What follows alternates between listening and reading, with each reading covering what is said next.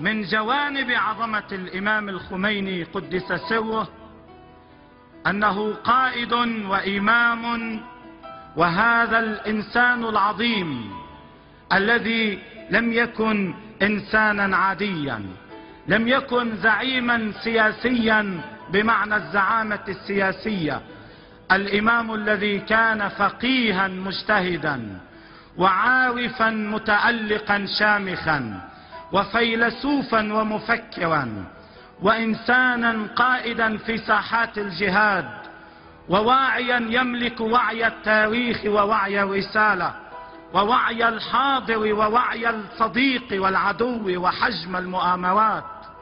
هذا الإمام التاريخي، هذا الإمام الاستثنائي، هذا الإمام إمام الثوار وقائد المجاهدين والمضحين.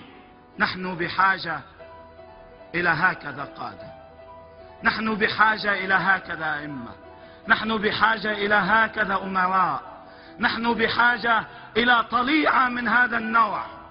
ميزة الإمام الخميني أنه كان كما يقول الشهيد مطهري، كان الإمام يؤمن بربه ويؤمن بشعبه ويؤمن بدربه، بالطريق والسبيل الذي يسلكه. وقدم الإمام رضوان الله تعالى عليه هذا الانتصار لكل مستضعف ولكل مظلوم ولكل معذب ولكل مضطهد في هذا العالم، مسلما كان أم غير مسلم.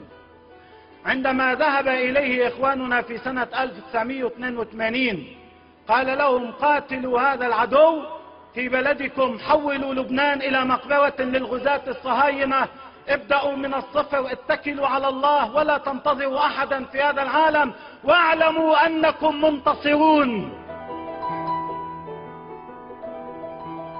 هذا الكلام قبل